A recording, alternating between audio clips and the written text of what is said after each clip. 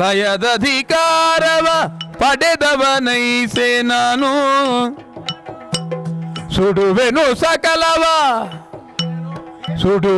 ಸಕಲವ ಮುನಿಯಲಿನ್ನದರಿಂದ ನಡೆದೊಳದಿಕನೆಂದನು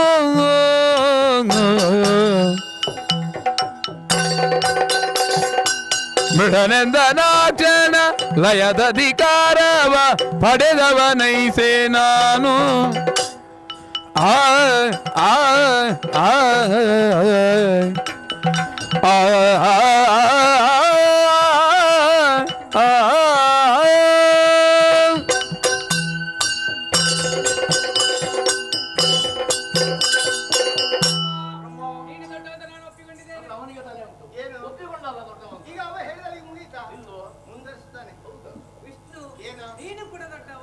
ಇಬ್ಬರು ದೊಡ್ಡವರಾಗುವುದಕ್ಕೆ ಸಾಧ್ಯವೇ?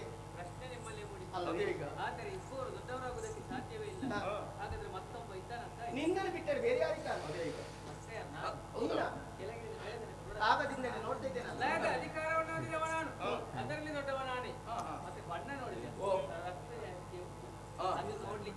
ಈಗ ಅದು ವಿಕಾರವ? ನನ್ನದೇ ಹೇಗೆ? ನೀಲ ಕಪ್ಪಲು ಕಪ್ಪು ಲಕ್ಷಣವೇನು? ಅದು ವಿಕಾರವೇ. ಈ ಬಣ್ಣ ನೋಡಂತೆ ಯಾವುದು? ಶ್ವೇತವರ್ಣ ಬಿಳಿ. ಬಣ್ಣದಲ್ಲಿ ಕೂಡ ದೊಡ್ಡವ ನಾನೇ. ಬಿಳಿ ಚಂದ ಅಲ್ವಾ? ಮತ್ತೆ ತಲೆ ನೋಡಿದ್ದೀರಾ? ನಿಮ್ಗೆ ಒಂದೊಂದು ತಲೆ, ನನಗೆ ಆಗಲ್ಲ. 5 ಮತ್ತೆ ಜಗಳ ನೋಡಿದವ ನಾನು, ಅದರಲ್ಲಿ ದೊಡ್ಡವ ನಾನೇ. ಮತ್ತೆ ಕಣ್ಣು ನೋಡಿದ್ದೆ, ನಿಮ್ಗೆ 2 ಕಣ್ಣು, ನನಗೆ ಆಗಲ್ಲ. 3 ಕಣ್ಣು, ಹಣೆಯಲ್ಲಿದ್ದ ಕಣ್ಣು, ಹೆಚ್ಚಿನ ಕಣ್ಣು, ಕಿಚ್ಚು ಕಣ್ಣು ಮುಚ್ಚಿದ್ಯಲ್ಲ? ಹೌದು. ಇದರ ಪ್ರಪಂಚವನ್ನು ಸುಡುವಂತ ಸಾಮರ್ಥ್ಯ ನನ್ನಲ್ಲಿತ್ತು.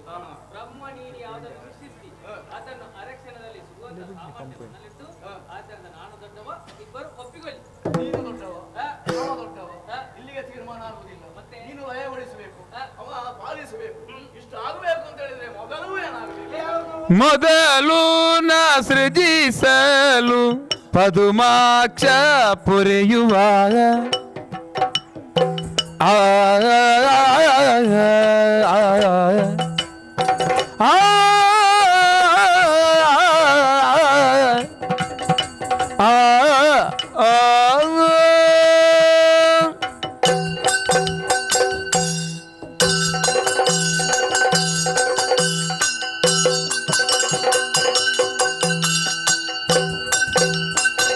ಮೊದಲು ನಾ ಸೃಜಿಸಲು ಪದುಮಾಕ್ಷ ಪುರೆಯುವ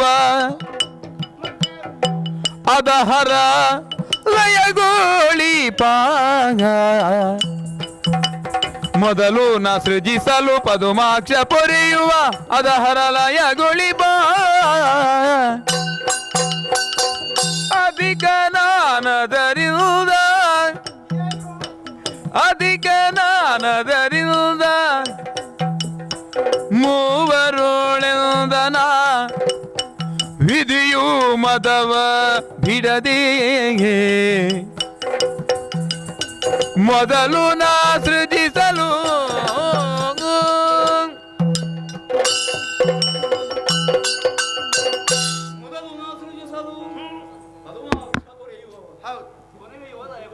ಸರಿ.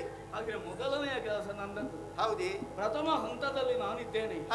ನಾನು ಸೃಷ್ಟಿ ಮಾಡಿದ ಮೇಲೆ ನಿಮಗೆ ಉದ್ಯೋಗವನ್ನು ಮಾಡುವುದಕ್ಕೆ ಸಾಧ್ಯ. ಹಾಗಿದ್ರೆ ಉದ್ಯೋಗವನ್ನು ಕೊಡುವವ ನಾನಾಗಿದ್ದೇನೆ, ಅಂದ್ರೆ ಯಜಮಾನನ ಸ್ಥಾನದಲ್ಲಿ ಇದ್ದೇನೆ. ಸರಿ. ಅಷ್ಟು ಮಾತ್ರವಲ್ಲ, ಮತ್ತೇನು? ರಾಜಸ ಗುಣ, ಒಬ್ಬ ಅರಸನಲ್ಲಿ ಇರಬೇಕಾದ ಗುಣ ನನ್ನಲ್ಲಿ ತುಂಬಿಕೊಂಡಿದೆ. ಅಲ್ಲಿಯೂ ನನ್ನ ಯೋಗ್ಯತೆ ದೊಡ್ಡದೆ. ಅರಸನ ಸ್ಥಾನವನ್ನು ಏರಿದ್ದೇನೆ. ನೀವು ನನ್ನ ಪ್ರಜೆಗಳ ಹಾಗೆ ಇರುವವರು. ಅದು ನಾವು ಯಾಕೆ ತೀರ್ಮಾನ ಮಾಡಬೇಕು? ಮತ್ತೆ ಅಮ್ಮನೇ ಹೇಳಿ ಆಗಿದೆಯಲ್ಲ, ಏನಂತ? ಮೊದಲಾಗಿ ಹೆಸರನ್ನ ಕರೆದದ್ದ ಎಲ್ಲ ನನ್ನನ್ನು, ಅಲ್ಲಿಯೇ ನನ್ನ ಯೋಗ್ಯತೆ ಏನು ಎಂಬುದನ್ನು ಅಮ್ಮ ತೀರ್ಮಾನಿಸಿ ಆಗಿದೆ. ಸರಿ. ಆದ್ದರಿಂದ ನೀವು ವಾದ ಮಾಡಬೇಡಿ. ಬ್ರಹ್ಮ ನೀನು ದೊಡ್ಡವ ಎಂಬುದು ಒಪ್ಪಿಕೊಳ್ಳಿ, ಆಮೇಲೆ ನಾವು ಸೃಷ್ಟಿ ಪ್ರಾರಂಭಿಸೋಣ. ಹೌದೇ? ಸೃಷ್ಟಿ ಅದು ಘನವಾದದ್ದೇ. ಸೃಷ್ಟಿ ಕಾರ್ಯವದಷ್ಟೊಂದು ಘನವಲ್ಲ.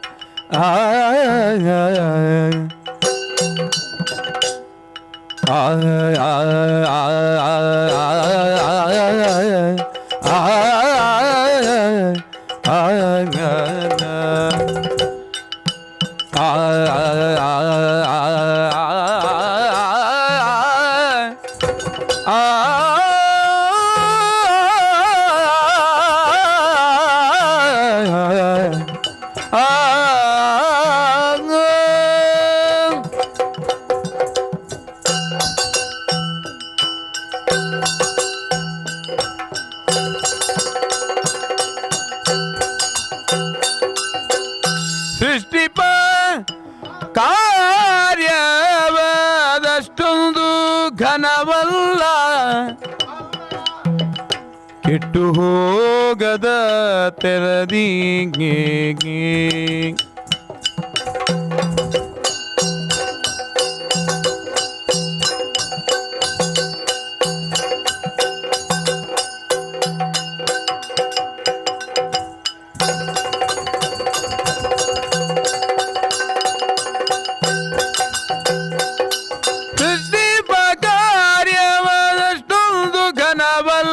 ಕೆಟ್ಟು ಹೋಗದ ತೆರದಿ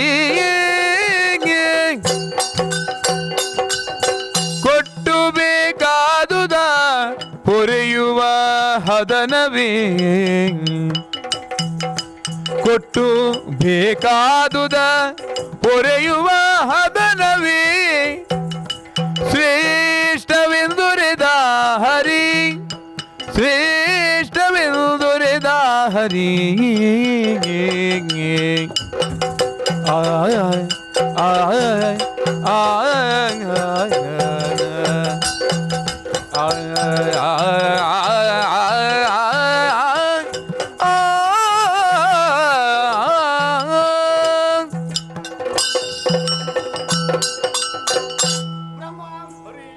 ಮಾತೆಯ ಬಳಿಯಲ್ಲಿ ಪ್ರಥಮಾದ್ಯತೆ ಸಿಕ್ಕಿದ ಕಾರಣ ನಾನು ದೊಡ್ಡವ ಎಂಬುದಾಗಿ ಹೇಳ್ತಿರುವುದು ನೀನು ಅದನ್ನು ನಾವು ಒಪ್ಪಿಕೊಳ್ಬೇಕು. ಆಲೋಚನೆ ಮಾಡಿಕೊಳ್ಬೇಕಾಗ ನೀನು ಸೃಷ್ಟಿ ಮಾಡುವುದು ಯಾವುದನ್ನು? ಹೋದ ಕಲ್ಪದಿ ಲಯವಾದಂತಹ ಪ್ರಪಂಚ ಅಲ್ಲವೇ? ಅದರಲ್ಲಿ ಏನಿದೆ ವಿಶೇಷ? ಹಿಂದೆ ಇತ್ತು, ಈಗ ಮತ್ತೊಮ್ಮೆ ಪ್ರಕಟಗೊಳಿಸುವುದು ಹೊಸ ಸೃಷ್ಟಿಯನ್ನು ಆರಂಭ ಅದು ನಿನ್ನಿಂದ ಎಂಬುದಾಗಿ ನಾವು ತಿಳಿದಾಗ ಅಲ್ಲಿ ನಾವು ಆಲೋಚನೆ ಮಾಡಿಕೊಳ್ಬೇಕಾಗ್ತದೆ. ಆರಂಭ ಎಂಬ ಶಬ್ದ ಅಲ್ಲಿ ಹುಟ್ಟಿಕೊಂಡ ಮೇಲೆ ಅಂತಿಮ ಎಂಬ ಶಬ್ದ ಇರಲೇಬೇಕಲ್ಲ. ಹಾಗಾಗಿ ಇಲ್ಲಿ ಮೂಡುವಂತ ಪ್ರಶ್ನೆ ಯಾವುದು ಗೊತ್ತೇ? ಸೃಷ್ಟಿ ಪ್ರಥಮವ ಲಯ ಪ್ರಥಮವೆಂಬುದಾಗಿ ಇದು ಬೀಜ ವೃಕ್ಷ ನ್ಯಾಯವಾಗ್ತದೆ. ಬೀಜದಿಂದ ವೃಕ್ಷವೇ, ವೃಕ್ಷದಿಂದ ಬೀಜವೇ? ಈ ಪ್ರಶ್ನೆಗೆ ಉತ್ತರವನ್ನು ಹುಡುಕುವುದಕ್ಕೆ ಹೋದರೆ ಅದು ಸಮಸ್ಯೆಯಾಗಿ ಉಳಿದು ಹೋಗ್ತದೆ. ಹಾಗಾದ್ರೆ ನಾವು ತೀರ್ಮಾನ ಮಾಡಬೇಕಾದ್ರೇನು? ಸೃಷ್ಟಿಗೆ ಪೂರಕವಾಗಿರುವುದು ಪಾಲನೆ, ಪಾಲನೆಗೆ ಪೂರಕವಾಗಿರುವುದು ಲಯ ಎಂಬುದಾಗಿ ನಾವು ತೀರ್ಮಾನಿಸಬಹುದು. ಆ ವಿಚಾರವಾಗಿ ನಿನ್ನಲ್ಲಿ ಹೇಳಿದ್ರು ಕೂಡ ಅದನ್ನು ಒಪ್ಪಿಕೊಳ್ಳುವಂತ ಮನಸ್ಸು ನಿನ್ನಲ್ಲಿಲ್ಲ. ಆರಂಭ ನನ್ನಿಂದಲೇ, ಪ್ರಥಮ ನಾನು ಎಂಬುದಾಗಿ ಹೇಳ್ತಿರುವುದು. ಹೋದ ಕಲ್ಪದಿ ಲಯವಾದಂತಹ ಪ್ರಪಂಚ ಹಾಗೂ ಅದರಲ್ಲಿರುವಂತಹ ಜೀವರಾಶಿಗಳನ್ನು ಕ್ಷಣ ಮಾತ್ರದಲ್ಲಿ ಸೃಜಿಸುವಂತಹ ಯೋಗ್ಯತೆ ನಿನ್ನಲ್ಲಿದೆ. ದಿನ ಒಂದಕ್ಕೆ ಅದೆಷ್ಟೋ ಲಕ್ಷ ಜೀವರಾಶಿಗಳನ್ನು ಸೃಷ್ಟಿ ಮಾಡುವಂತಹ ಯೋಗ್ಯತೆ ನಿನ್ನಲ್ಲಿ ಇರಬಹುದು. ಹೋದ ಕಲ್ಪದಲ್ಲಿದ್ದಂತಹ ಜೀವಿಗಳು ಮಾಡಿದಂತಹ ಪಾಪ ಅಥವಾ ಪುಣ್ಯ ಎರಡನ್ನು ತುಲನೆ ಮಾಡಿಕೊಂಡು ಮುಂದೆ ಹೇಗೆ ಹುಟ್ಟಬೇಕು, ಹೇಗೆ ವ್ಯವಹಾರ ಮಾಡಬೇಕು, ಹೇಗೆ ಮರಣವನ್ನು ಹೊಂದಬೇಕು ಎಂಬ ವಿಚಾರವನ್ನು ಜೀವಿಗಳ ಹಣೆ ನೀನು ಬರೆದಂತಹ ಬರಹವನ್ನು ನಮ್ಮಿಂದ ಬಿಡು, ಆಮೇಲೆ ನಿನ್ನಿಂದಲೂ ಕೂಡ ಬದಲಾಯಿಸುವುದಕ್ಕೆ ಸಾಧ್ಯವಿಲ್ಲ. ಅಲ್ಲಿಗೆ ನಿನ್ನ ಕೆಲಸ ಮುಗಿಯಿತು. ಆಮೇಲೆ ಮುಂದುವರೆದುಕೊಂಡು ಹೋಗಬೇಕಂತ ಯಾರು? ನನ್ನ ಕರ್ತವ್ಯವಾಗಿದೆ. ನೀನು ಸೃಷ್ಟಿ ಮಾಡಿದಂತಹ ಜೀವಿಗಳನ್ನು ಹುಟ್ಟಿನಂದಿನಿಂದ ಮರಣವನ್ನು ಹೊಂದುವವರೆಗೂ ಪ್ರತಿಯೊಂದು ಜೀವರಾಶಿಗಳನ್ನು ಹಿಂಬಾಲಿಸಿಕೊಂಡು ಹೋಗಬೇಕು. ಸಮಯಕ್ಕೆ ಸರಿಯಾಗಿ ಆಹಾರ ಕೊಡಬೇಕು, ಆರೋಗ್ಯ ಕೆಡದಂತೆ ನೋಡಿಕೊಂಡು ಬರಬೇಕು.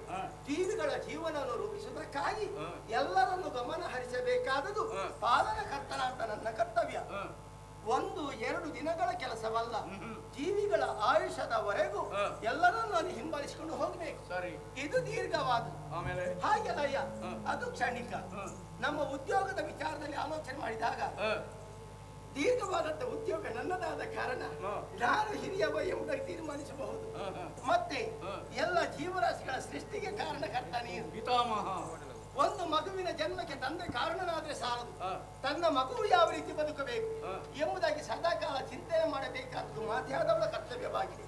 ತನ್ನ ಪಾಲಿಗೆ ಕಷ್ಟ ಬಂದರೆ ತೊಂದರೆ ಇಲ್ಲ, ತನ್ನ ಮಕ್ಕಳು ಸುಖವಾಗಿರಬೇಕೆಂಬುದಾಗಿ ಭಾವಿಸಿ ಮಕ್ಕಳ ಶ್ರೇಯಸ್ಸನ್ನು ಬಯಸುವವಳು ಮಾತೆ. ಅಂತಹ ಮಾತೆಯ ಸ್ಥಾನ ಶ್ರೇಷ್ಠವಾದದ್ದು. ಆ ಸ್ಥಾನದಲ್ಲಿ ನಾನಿರುವ ಕಾರಣ ನಾನೇ ದೊಡ್ಡವ. ಕೊನೆಗೆ ಬಂದು ಮುಚ್ಚಿತಲ್ಲಿಗೆ ಅಲ್ಲಿಗೆ ಬರ್ಬೇಕು. ನಾನು ದೊಡ್ಡವ ಹೀಗೆ ತೀರ್ಮಾನ ಆಗ್ತದ? ಯಾರದ್ದು ಸರಿ ಯಾರದ್ದು ತಪ್ಪು ಒಂದು ತೀರ್ಮಾನ ಕೊಡುವ ಹೋಗಬೇಕಲ್ಲ. ತೀರ್ಮಾನ ಆಗ್ಬೇಕು. 3ನೇ ವಯಸ್ಸಾನಲ್ಲ ಹರನೆಂದನ ಕ್ಷಣ ಸರಿ ನಿನ್ನ ವಚನವು ಆ ಆ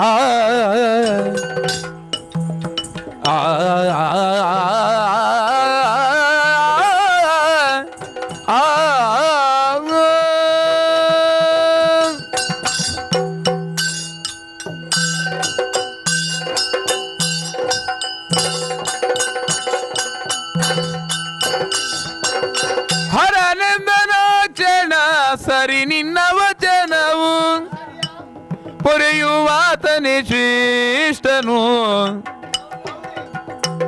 ಪೊರೆಯುವಾತನೇ ಶ್ರೇಷ್ಠನು ಹರಿಹರರೆಮ್ಮಲಿ ಭೇದವಿಲ್ಲದೆ ಹರಿಹರರೆಮ್ಮಲಿ ಭೇದವಿಲ್ಲದೆ ನಿನ್ನೋಳ್ ಎರಕವಾಗಿ ಎಂದನು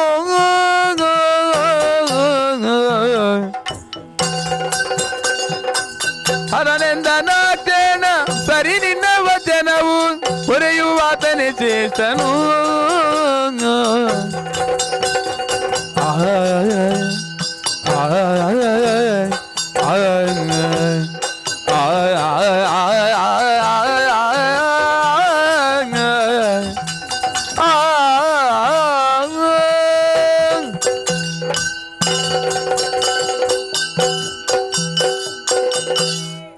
ನಿನ್ನ ಮಾತು ಸರಿ. ಸರಿಯಾ? ಕಾರಣ ಉಂಟದಕ್ಕೆ. ಏನು? ಕಳೆದ ಕಲ್ಪದಲ್ಲಿ ಲಯವಾದ ಪ್ರಪಂಚವನ್ನು ಪುನರಪಿ ಸೃಷ್ಟಿಸಿ ಹ. ಪಾಲಿಸುವಂತ ಹೊಣೆಗಾರಿಕೆ ಹೊತ್ತವ ನೀನು. ಸರಿ. ಆದ್ದರಿಂದ ನೀನೇ ಶ್ರೇಷ್ಠ ಎಂದು ನಾನು ಒಪ್ಪಿಕೊಳ್ಳುತ್ತೇನೆ. ಹ.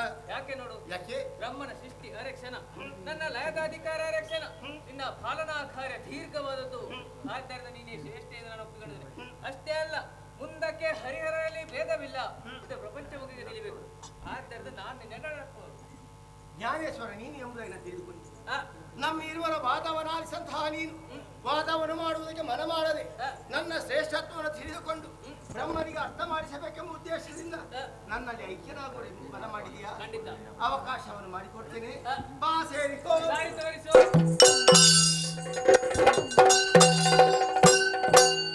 ಹರಿಹರನು ನೀವೀರ್ವರೆರಕವಾಗಿರಲಿನ್ನೋ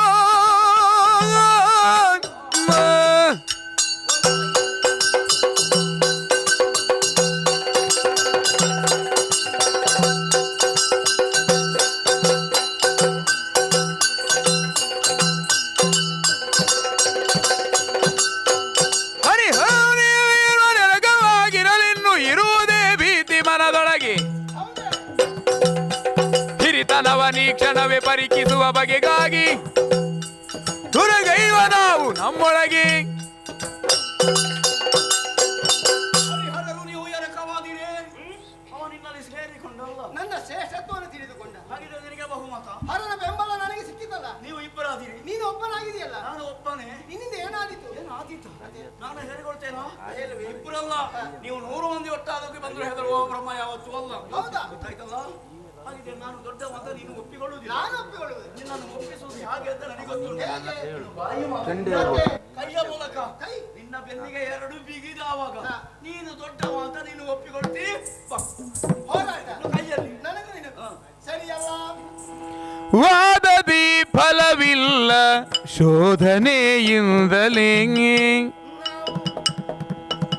ಸಾಧಿಸಿ ತಿಳಿಯುವ ನಿಜವಾ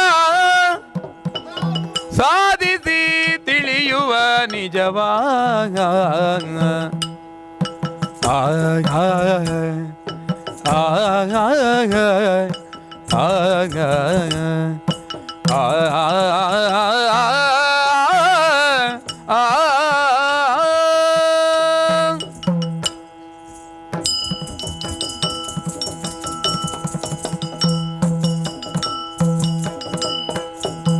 ವಾದದಿ ಫಲವಿಲ್ಲ ಶೋಧನೆಯಿಂದಲೇ ಸಾಧಿಸಿ ತಿಳಿಯುವ ನಿಜವಾ ಸಾಧಿಸಿ ತಿಳಿಯುವ ನಿಜವಾ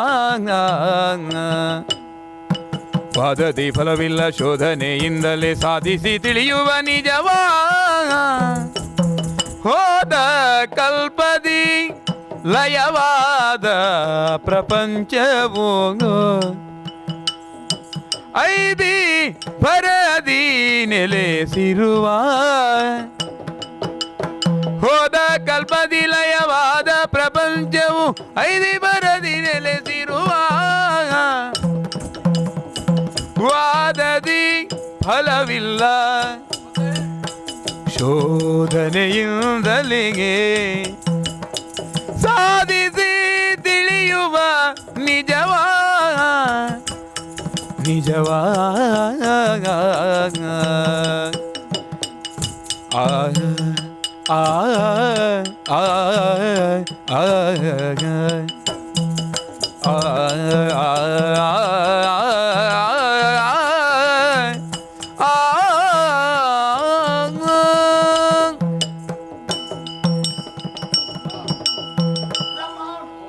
ನಿನ್ನನ್ನು ಅರ್ಥ ಮಾಡಿಕೊಳ್ಳುವುದಕ್ಕೆ ಕಷ್ಟವಾಗ್ತಿದೆ. ಯಾವಾಗ ಹೇಗೆ ಬದಲಾಗ್ತಿ ಎಂಬುದಾಗಿ ಹೇಳುವುದಕ್ಕೆ ಆಗುವುದಿಲ್ಲ. ಸುಮ್ಮನಿದ್ದವ ನೀನು. ಹರ ನನ್ನ ಲೈಕ್ಯನಾದ ಕ್ಷಣವೇ ಸಿಟ್ಟುಗೊಂಡವ ನನ್ನೊಡನೆ ಹೋರಾಟ ಮಾಡೋದಕ್ಕಾಗಿ ಮುಂದುವರಿದುಕೊಂಡು ಬರ್ತಿದ್ಯಾ? ಈಗ ತೀರ್ಮಾನ ಆಗ್ಬೇಕಲ್ವಾ? ಹೋರಾಟ ಮಾಡಲೇಬೇಕಾ? ಮಾಡ್ಲೇಬೇಕು. ನೀನು ಮುಂದುವರಿದುಕೊಂಡು ಬಂದಾಗ ನಾನು ಏನು ಹಿಂದೆ ಸರಿತೇನೆ ಎಂಬುದಾಗಿ ಭಾವಿಸಬೇಡ. ಹೋರಾಟ ಮಾಡಬಹುದು, ಮಾಡುವ. ಸೋಲು ಗೆಲುವು ಯಾರಿಗಾದ್ರೂ ಒಬ್ಬರಿಗೆ ಆಗ್ಲೇಬೇಕು. ಆಗಲಿ. ಪರಿಣಾಮ ಏನಾಗ್ತದೆ ಎಂಬುದಾಗಿ ಆಲೋಚನೆ ಮಾಡಿ. ಏನಾಗುತ್ತೆ? ಉದ್ಯೋಗವನ್ನು ಕರುಣಿಸಿದ್ದೇನೆ ಮಕ್ಕಳಿಗೆ. ತಮ್ಮ ಕರ್ತವ್ಯದಲ್ಲಿ ನಿರತಾಗದೆ ಮಕ್ಕಳು ವಾದವನ್ನು ಮಾಡ್ತಿದ್ದವರು ಹೋರಾಟ ಮಾಡೋದಕ್ಕಾಗಿ ಮುಂದಾಗಿದ್ದಾರೆ ಎಂಬುದಾಗಿ ತಿಳಿದಾಗ ಅಮ್ಮನ ಮನಸ್ಸಿಗೆ ಎಷ್ಟು ನೋವಾಗಬಹುದು. ಮಾತೆಯ ಮಕ್ಕಳಾದಂತಹ ನಾವು ಅಂತಹ ಕಾರ್ಯವನ್ನು ಮಾಡುವುದು ಸರಿಯೇ? ದೊಡ್ಡವನು ಒಪ್ಪಿಕೋ. ದೊಡ್ಡವನೆಂಬುದಾಗಿ ಒಪ್ಪಿಕೊಳ್ಳಬೇಕಾದ್ರೆ ನಿನ್ನ ಯೋಗ್ಯತೆ ಏನು ಎಂಬುದನ್ನು ತಿಳಿದುಕೊಳ್ಬೇಕಲ್ಲ. ಹಾಗಾದ್ರೆ ಏನು ಮಾಡೋಣ? ಹೋರಾಟ ಮಾಡೋಣವೇ? ಅದು ಬೇಡ. ಮತ್ತೆ ವಾದ ಅದು ಪ್ರಯೋಜನವಿಲ್ಲ. ಹಾಗಿದ್ರೆ ಗೊತ್ತಾಗಬೇಕಲ್ಲ. ಅದಕ್ಕೆ ನಾನೊಂದು ತೀರ್ಮಾನ ಮಾಡಿದ್ದೀನಿ. ಏನನ್ನು? ಶೋಧನೆ. ಶೋಧನೆ? ಹೌದು. ಈ ನೀರಿನಲ್ಲಿ ಶೋಧನೆ ಮಾಡುವುದಕ್ಕೆ ಏನಿದೆ? ಸೃಷ್ಟಿಯನ್ನು ಆಗಬೇಕು ಅಲ್ಲವೇ? ಹಾಗಾದರೆ ನಾವು ಯಾವುದನ್ನು ಶೋಧನೆ ಮಾಡೋಣ? ಯಾವುದನ್ನು? ಅಮ್ಮ ಹೇಳಿದಂತಹ ಮಾತು, ಬೋಧ ಕಲ್ಪದಿ ಲಯವಾದಂತಹ ಪ್ರಪಂಚ ಎಲ್ಲಿ ಯಾರಲ್ಲಿ ಎಷ್ಟು ಇದೆಂಬ ವಿಚಾರ ನಮಗೆ ಗೊತ್ತಿಲ್ಲ. ಮೊದಲು ನಾವು ಅದನ್ನು ಶೋಧನೆ ಮಾಡಬೇಕು. ಅದಕ್ಕಾಗಿ ನಿನ್ನ ಉದರವನ್ನು ಸೇರಿ ನಾನು ಶೋಧನೆ ಮಾಡುವುದು, ನನ್ನನ್ನು ಸೇರಿ ನೀನು ಶೋಧನೆ ಮಾಡುವುದು. ಯಾರಲ್ಲಿ ಹೆಚ್ಚು ಪ್ರಪಂಚಗಳು ಇವೆಯೋ ಅವರು ದೊಡ್ಡವರು ಎಂಬುದಾಗಿ ತೀರ್ಮಾನಿಸೋಣ. ಅಮ್ಮ ಹೇಳಿದ ಮಾತು ಈಗ ನೆನಪಿಗೆ ಬಂತು. ಮೂವರಲ್ಲಿ ಉಂಟು, ಯಾರಲ್ಲಿ ಉಂಟು, ಯಾರಲ್ಲಿ ಎಷ್ಟು ಉಂಟು, ಯಾರಲ್ಲಿ ಹೆಚ್ಚು ಉಂಟು, ಅದು ನಮಗೆ ಗೊತ್ತಾಗಲಿಕ್ಕೆ ಅಲ್ಲವೇ? ಅದರ ತೀರ್ಮಾನ ಆಗಬೇಕು. ತೀರ್ಮಾನ ಆಗಬೇಕು. ಶೋಧನೆ ಮಾಡೋಣ. ಒಪ್ಪಿಗೆ ನಮ್ದು. ಒಪ್ಪಿಗೆಯ? ಒಪ್ಪಿದ್ದೇನೆ. ಮತ್ತೆ ನಿಂತುಕೊಂಡದ್ದು ಯಾಕೆ? ಮತ್ತೆ ನೋಡ್ಬೇಕು. ಹೋಗೋ ನೀನು. ಎಲ್ಲಿಗೆ? ನನ್ನಲ್ಲಿಗೆ. ಶೋಧನೆ ಮಾಡು. ನಿನ್ನ ಹೊಟ್ಟೆಯೊಳಗೆ. ಮತ್ತೆ ಎಲ್ಲಿ? ಯಾಕೆ? ಬ್ರಹ್ಮ ಯಾವಾಗಲೂ ದೊಡ್ಡವ. ಅದಕ್ಕೆ ದೊಡ್ಡವರೆಲ್ಲ ಮೊದಲು ಹೋಗಬಾರದು. ದೊಡ್ಡವರು ಯಾವಾಗಲೂ ಮೊದಲು ಹೋಗ್ಬೇಕು ತಾನೆ. ದೊಡ್ಡವರು ಮೊದಲು ಹೋಗುವ ಸ್ಥಳ ಎಲ್ಲ ಬೇರೆ. ಇಲ್ಲಿ ಹೋದ್ರೆ ನನ್ನ ಯೋಗ್ಯತೆ ಸಣ್ಣದಾಗ್ತದೆ. ಸಣ್ಣವನಾಗ್ತೀಯ. ಮತ್ತೆ ಆ ಭೀತಿ ನಿನಗುಂಟ? ಬೇಡ. ಮತ್ತೆ ನೀನು ಹೋಗದಿದ್ರೆ ಮತ್ತೆ ನಾನಿದ್ದೇನಲ್ಲ. ನೀನು ಹೋಗ್ತೀಯ? ನಾನು ಹೋಗ್ತೀನಿ. ಅದು ಒಳ್ಳೇದೇ ಆಯ್ತು. ನಿನಗೆ ದಾರಿ ತೋರಿಸಬೇಕು. ದಾರಿ ನೀನೇ ತೋರಿಸಿ. ಬಾಯಿ ತೆರೀತೇನೆ.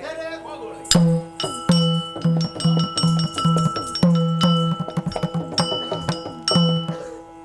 ಹರಿನನ್ನು ಮೊದಲ ಪ್ರವೇಶ ಮಾಡಿದ್ದಾನೆ. ಇವನಿಗೊಂದು ಗರ್ವ ಉಂಟು. ನಾನು ಬಲನಾಗರ್ತರು, ದೀರ್ಘಾವಧಿಯ ಕೆಲಸ ನನ್ನದ್ದು ಆದ ಕಾರಣ ನಾನು ದೊಡ್ಡವ ಅಂತ ಹೇಳಿದನಲ್ಲ, ಇವನ ಗರ್ವವನ್ನು ಮುರಿಬೇಕು. ಹಾಗೆ ಹೊಟ್ಟೆಯೊಳಗೆ ಹೋದವ ಹೊರಗೆ ಬರಬಾರದು, ಬಾರದೇ ಇರಬೇಕು ಅಂದ್ರೆ ಇವನಿಗೆ ದಾರಿ ಬಿಡಬಾರದು. ನಮ್ಮ ಶರೀರದಲ್ಲಿ 9 ದ್ವಾರ ಉಂಟು. 9 ದ್ವಾರವನ್ನು ಮುಚ್ಚಿ 9 ದ್ವಾರ ಮುಚ್ಚಿದ್ರೆ ಬ್ರಹ್ಮ ಬದುಕಿ ಉಳಿಯುವುದಿಲ್ಲ. ಏನು ಮಾಡೋಣ? 8 ದ್ವಾರ ಮುಚ್ಚುವ. ಮತ್ತೊಂದು ಅದೋ ದ್ವಾರ ಉಂಟಲ್ಲ, ಅಲ್ಲಿ ಅವ ಖಂಡಿತ ಬರಲಿಕ್ಕಿಲ್ಲ. ಆದ ಕಾರಣ ಅದೋ ದ್ವಾರವನ್ನು ಬಿಟ್ಟು ಸುಮ್ಮನಿರ್ತೇನೆ. ಏನು ಮಾಡ್ತೇನೆ? ಹರಿಯು ಬೋಗುತ್ತಲಿ ವಿಧಿಯ ಜಠರವ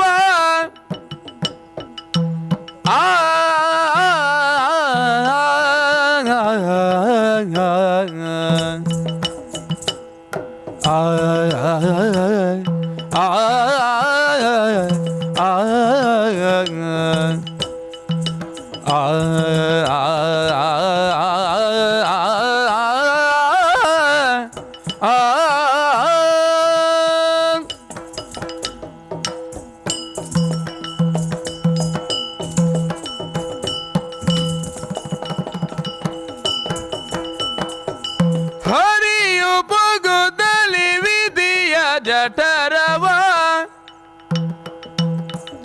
ಪರಿಕಿಸಲು ಬಳಿಕಲ್ಲಿ ಕಂಡನು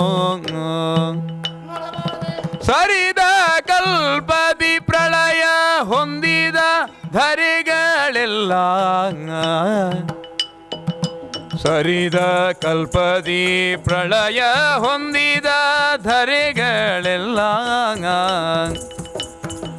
ಹರಿಯು ಬಗುದಲಿ ವಿಧಿಯ ಜಠರವ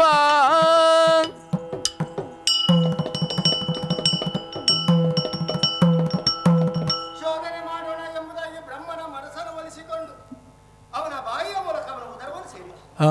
ಶೋಧನೆ ಮಾಡಬೇಕು. ಇವನಲ್ಲಿ ಏನಲ್ಲಿದೆ ಎಂಬ ವಿಚಾರವನ್ನು ಅವನಿಗೆ ಹೇಳಬೇಕಾದುದು ತನ್ನ ಕರ್ತವ್ಯ ಎಂಬುದಾಗಿ ಅರಿತು ಸುತ್ತಲೂ ಕಣ್ಣಾಡಿಸಿದಾಗ ಕಾಣಬಾರದೆ ಸರಿದ ಕಲ್ಪಾದಿ ಪ್ರಳಯಗೊಂಡಂತಹ ಒಂದು ಬ್ರಹ್ಮಾಂಡ ಇವನಲ್ಲಿ ಕಾಣ್ತಾ ಇದೆ. ಮತ್ತೆ ಎಲ್ಲ ಜೀವರಾಶಿಗಳು ಕೂಡ ಇದೆ. ಚಲನೆ ಎಂಬುದಾಗಿ ಯಾರಲ್ಲಿ ಗೋಚರಿಸುವುದಿಲ್ಲ.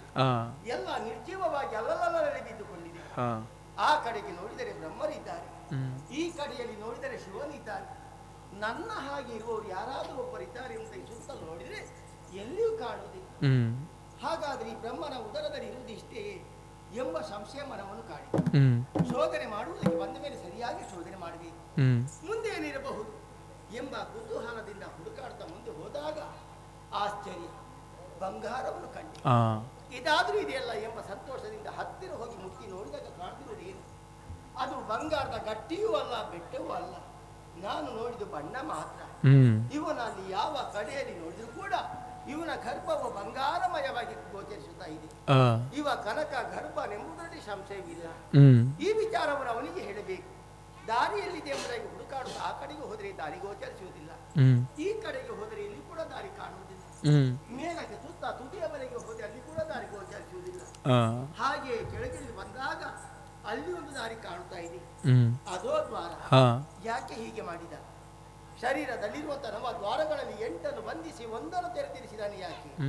ಹೀನ ದ್ವಾರ, ಅಲ್ಲಿಂದ ಹರಿ ಬಂದಂತಾದ್ರೆ ಸಣ್ಣವ ಎಂಬುದಾಗಿ ಅವನ ತೀರ್ಮಾನ. ಮಾನ ಅಪಮಾನ ಸಮಾನ ನನಗೆ. ಹೊರಗೆ ಹೋಗುವುದಕ್ಕೆ ದಾರಿ ಯಾವುದಾದ್ರೆ ಕಾಣಿಸುತ್ತಿರುವ ಅದೋ ದ್ವಾರದ ಮೂಲಕ ಹೊರಗೆ ಸರಿಯುತ್ತೇನೆ.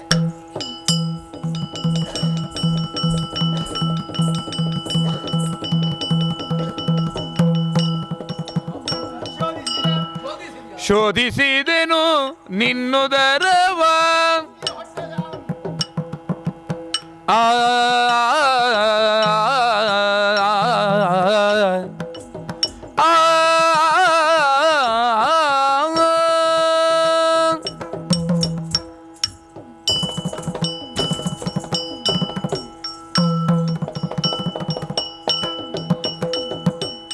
ಶೋಧಿಸಿದೆನು ನಿನ್ನುದರವ ಒಳಗೈದಿನ ಕಂಡೆನು ಭರದಲ್ಲಿ ಮೆರೆವಾ ಹೋದ ಕಲ್ಪದಿ ಲಯವಾದ ಸರ್ವ ಮೇದಿನಿಗಳು ಮೆರೆಯುತಿಹ ವಿನೋದ ಶೋಧಿಸಿದೆನು ನಿನ್ನುದರವ ಒಳಗೈದಿನ ಕಂಡೆನು ಭರದಲ್ಲಿ ಮೆರೆವಾ ಆ ಆ ಆ ಆ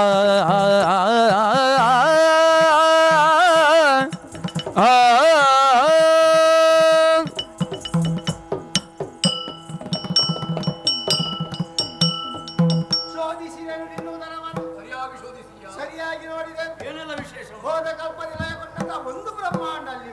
ಆಮೇಲೆ ಎಲ್ಲ ಜೀವಿಗಳಿದೆ, ಚಲನೆ ಇಲ್ಲ. ಹೌದಾ? ಎಲ್ಲ ಅಲ್ಲಲ್ಲಿ ಬಿದ್ದುಕೊಂಡಿದೆ. ಇನ್ನು ಸೃಷ್ಟಿ ಪ್ರಾರಂಭ ಆಗಬೇಕಷ್ಟೇ. ಇರಲಬಹುದು. ಮತ್ತೆ ಜೀವ ಕೊಡುವ. ಮುಂದೇನಿದೆ ಎಂಬುದಾಗಿ ನೋಡಿದಾಗ ನಿನ್ನ ಹಾಗಿರುವವರಿದ್ದಾರೆ, ಬ್ರಹ್ಮಾದಿಗಳು. ಶಿವನ ಹಾಗಿದ್ದವರಿದ್ದಾರೆ. ಇರ್ಲಿಯಪ್ಪ, ನನ್ನ ಹಾಗಿರುವವರು ಯಾರಿಲ್ಲ. ಒಳ್ಳೆಯದೇ ಆಯ್ತು. ಯಾಕೆ? ನಿನ್ನಂತವರು ನನ್ನ ಹೊಟ್ಟೆಯಲ್ಲಿ ಅಗತ್ಯವೇ ಇಲ್ಲ. ಇರಬಹುದು. ಇದ್ರೆ ಬ್ರಹ್ಮ ಕೆಲಸ ಮಾಡುದಿಲ್ಲ. ಹೌದಾ? ಮುಂದೇನಿದೆ ಎಂಬುದಾಗಿ ಹುಡುಕಾಡ್ತಾ ಹೋದಾಗ ಕಂಡೆ ನಾನು. ಏನನ್ನು? ಬಂಗಾರವನ್ನು ಕಂಡೆ ನನ್ನ ಹೊಟ್ಟೆಯಲ್ಲಿ. ಅದಕ್ಕೊಂದು ನಮ್ಮಲ್ಲಿ ದರಿದ್ರ ಇಲ್ಲ. ಹೌದಾ? ಬಂಗಾರ ನನಗೆ ಕಂಡಾಗ ಸಂತೋಷವಾಯ್ತು. ಹತ್ತಿರದಿಂದ ಒಮ್ಮೆ ನೋಡಬೇಕೆಂಬ ಆಸೆ. ಹೌದಾ? ಹೋದೆ, ಮುಟ್ಟಿದೆ, ತಟ್ಟಿದೆ, ಮೆಟ್ಟಿದೆ. ಕೆಲಸ ತುಂಬಾ ಮಾಡ್ಬೇಕಾಯ್ತು. ಏನ್ ಮಾಡೋಣ? ಬಂಗಾರ ತೆಗಿಲಿಕ್ಕೆ ಅಲ್ಲೂ ಅದು ಗಟ್ಟಿ ಉಂಟ ಮೆತ್ತಗುಂಟ ಅಂತ ನೋಡಿದ. ಆದ್ರೆ ಅದು ಏನು ಅಲ್ಲ. ನಾನು ನೋಡಿದ ಬಣ್ಣ ಮಾತ್ರ ಬಂಗಾರ. ಆದ್ರೂ ಒಂದು ವಿಶೇಷ, ಏನು? ನಿನ್ನಲ್ಲಿ ಯಾವ ಕಡೆಯಲ್ಲಿ ನೋಡಿದ್ರು ಕೂಡ ಈ ನಿನ್ನ ಗರ್ಭವು ಬಂಗಾರಮಯವಾಗಿ ಕಾಣ್ತಾ ಇದೆ. ಸುವರ್ಣಮಯ. ಒಳ್ಳೆಯದಾಯ್ತು. ನಾನು ಅಲ್ಲೇ ಒಂದು ತೀರ್ಮಾನ ಮಾಡಿದೆ. ಏನು ಅಂತ? ಬ್ರಹ್ಮನಿಗೆ ಒಂದು ಹೆಸರಿಟ್ಟು ಹೇಗೆ ಅಂತ. ಹೆಸರು ಇಡುವುದು? ಹೌದು. ಯಾರಿಗೆ ಯಾರು ಹೆಸರು ಇಡುವುದ? ಮಕ್ಕಳಿಗೆ ಅಪ್ಪ ಅಮ್ಮ ಇದು ನನ್ನ ಅಪ್ಪನ ಆಗ್ಬೇಕಾ? ಮನಸ್ಸುಂಟ? ಅಂತಹ ಯೋಗ್ಯತೆ ನನ್ನಿಲ್ಲ. ನಿನ್ನ ಯೋಗ್ಯತೆ ಅರಿತು ನಿನಗೊಂದು ಹೆಸರನ್ನು ಕೊಡುವುದು. ಹಿರಣ್ಯ ಗರ್ಭ ನೀನು. ಹಿರಣ್ಯ ಗರ್ಭ. ಬ್ರಹ್ಮ ಇನ್ನು ಮುಂದೆ ಹಿರಣ್ಯ ಗರ್ಭ. ಸಂತೋಷ ಆಯ್ತಾ? ಆಗ್ಲಿಲ್ಲ. ಈಗೊಂದು ಸಾಲ ಉಳಿಯಿತಲ್ಲ. ಸಾಲವ ಯಾರು ಕೊಟ್ಟದ್ದು? ಈಗ ನೀನು ಕೊಟ್ಟದ್ದು. ಅದು ನಾನು ಹೀಗೆ ಕೊಟ್ಟದ್ದು. ಆದ್ರೆ ಋಣವೇ ಅಲ್ಲ. ಅದಕ್ಕೆ ನಮ್ಮಂತ ದೊಡ್ಡವರೆಲ್ಲ ಸಾಲವ ಇಟ್ಟುಕೊಳ್ಳುವವರಲ್ಲ. ಆಗ್ಲೇ ಕೊಟ್ಟುಗಳು ಕೊಡ್ತೀನಲ್ಲ, ನಮ್ಮ ಸ್ವಭಾವ ಅದು ಒಳ್ಳೇದು. ಗೊತ್ತಾಯ್ತಲ್ಲ? ಆದ ಕಾರಣ ನಿಮಗೂ ಕೊಡ್ತೇನೆ. ಏನದು? ನೀನು ಬಂದದ್ದೆಲ್ಲಿಂದ? ಅದಾದ ವಾರ ಇನ್ನು ಮುಂದೆ ನಾನು ಸೃಷ್ಟಿಸಿದ ಜೀವರಾಶಿಗಳೆಲ್ಲ ನಿನ್ನ ಅಧೋಕ್ಷಜ. ಸರಿ, ಸಂತೋಷ. ಮುಗೀತಲ್ವಾ? ಎಲ್ಲಿಗೆ ಮುಗಿಯುದೆಲ್ಲಿಗೆ? ನಾನು ದೊಡ್ಡವಾಯ್ತಲ್ಲ. ಈಗ ಈಗ ಪ್ರಾರಂಭ ಆದಷ್ಟೇ ಮಾಡಿ ನೀನೆಲ್ಲ ಆಗಿದೆ. ಹೌದಾ? ಈಗ ನಾನು ಬೇಗ ಮುಗಿಸಿಕೊಂಡು ಬಂದೆ. ಹಾ. ನಿನ್ನಲ್ಲಿ ಎಷ್ಟು ಉಂಟಂತ ನಾನು ನೋಡಿ ತಿಳಿದುಕೊಂಡಂತ ಇದ್ದೀನಿ. ಹೌದು. ಇನ್ನು ನಿನ್ನ ಸರದಿ ತಾನೆ. ಯಾಕೆ? ಈಗ ನನ್ನಲ್ಲಿ ಎಷ್ಟು ಉಂಟಂತ ನಿನಗೆ ಗೊತ್ತಾಗ್ಬೇಕು. ಇಲ್ಲಿರುವಾಗ ಅಲ್ಲಿ ಎಲ್ಲಿಂದ ಸುಮ್ಮನೆ ಸ್ವಲ್ಪವಾಗಿ ಇರಬಹುದಲ್ವಾ? ನಿನಗೆ ಅನುಮಾನ ಉಂಟಲ್ಲ? ಅನುಮಾನ ಉಂಟು. ಅದರ ಪರಿಹಾರ ಅದು ಆಗ್ಬೇಕು. ನಿನ್ನಿಂದ. ಹಾಗಿದ್ರೆ ದಾರಿ ತೋರಿಸು. ಬಾಯನ್ನು ಕೇಳ್ತೇನೆ. ಸರಿ.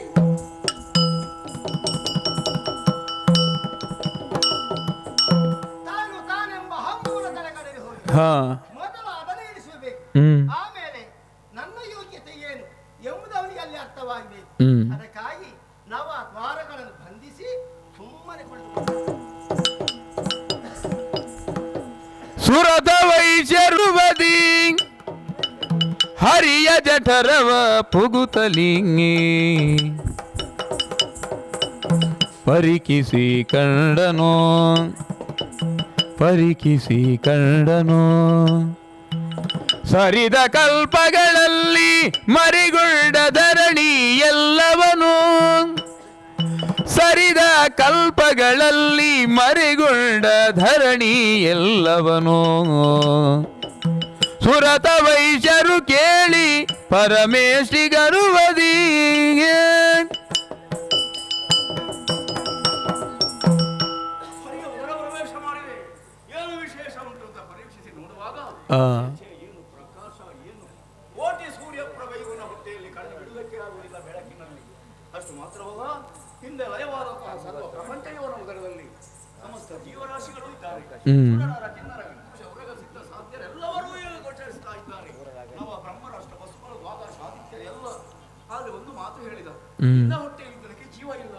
ಹಾಗೆ ಇವನ ಉದರದಲ್ಲಿ ಇದ್ದದ್ದು ಎಲ್ಲವೂ ಜೀವಂತವಾಗಿದ್ದಾವೆ ಅನ್ನುವಾಗ ಸರಿ, ಇನ್ನು ಮುಂದೆ ಸೃಷ್ಟಿ ಸ್ಥಿತಿ ಲಯ ಮೂತರನಾದ ಕರ್ತವ್ಯವನ್ನು ಮಾಡುವ ಯೋಗ್ಯತೆ ಇದ್ದರೆ ಶ್ರೀಹರಿಗೆ ಎಂಬ ತೀರ್ಮಾನಕ್ಕೆ ನಾನು ಬಂದಿದ್ದೇನೆ. ಈಗ ಸರಿಯಾಗಿ ಆಲೋಚಿಸುವಾಗ ಯೋಗ್ಯತೆ ನನ್ನಿಂದ ದೊಡ್ಡವ ಈ ಶ್ರೀಹರಿ ಎಂಬ ತೀರ್ಮಾನವನ್ನು ಮಾಡಿ ಆಯಿತು. ಮುಂದೆ ಏನಿದೆ ಅಂತ ನೋಡುವಾಗ ಬ್ರಹ್ಮಾಂಡ ಧರಿಸಿದ್ದಾನೆ ಈತ. ಇನ್ನು ಮುಂದೆ ಈತ ಬ್ರಹ್ಮಾಂಡೋದರ ವರಿತ ಅಂತ ಹೇಳಿದ್ರೆ ಹೆಚ್ಚಾಗಿ ಅಖಿಲಾಂಡ ಕೋಟಿ ಬ್ರಹ್ಮಾಂಡ ನಾಯಕ ಈತನೇ ಸರಿ. ಆದರೆ ಇವನದಾದಂತಹ ಯೋಗಿಯನ್ನು ತಿಳಿದು ಅವನಲ್ಲಿ ಈ ಕ್ಷಮೆಯನ್ನು ಯಾಚಿಸಬೇಕು, ಹೊರಗೆ ಹೋಗಬೇಕು ಅಂತ ದಾರಿ ಹುಡುಕಾಡಿದೆ. ಎಲ್ಲಿ ಹೋದರೂ ದಾರಿ ಕಾಣಿಸುವುದಿಲ್ಲ. ಯಾಕೆ ಹೀಗೆ? ಸರಿ, ಅವ ನನ್ನ ಹುಟ್ಟೆಯನ್ನು ಹೋಗುವಾಗ 8 ದ್ವಾರವನ್ನು ಮುಚ್ಚಿದವ ನಾನು. ಇವ ಅವರೆಲ್ಲ 9 ದ್ವಾರವನ್ನು ಮುಚ್ಚಿದ್ದಾನೆ. ಅಂತಹ ಯೋಗ್ಯತೆ ಇದ್ದರೆ ಈ ಶ್ರೀಹರಿಗೆ ಮಾತ್ರವಲ್ಲ ನಾನು ತೀರ್ಮಾನಿಸಿದೆ. ಇನ್ನು ಇವನ ಹುಟ್ಟೆಯಲ್ಲಿ ಇರಬೇಕೆ, ಹೊರಗೆ ಹೋಗುವುದಕ್ಕೆ ಇಲ್ಲವೇ ಎಲ್ಲಿ ನೋಡಿದ್ರು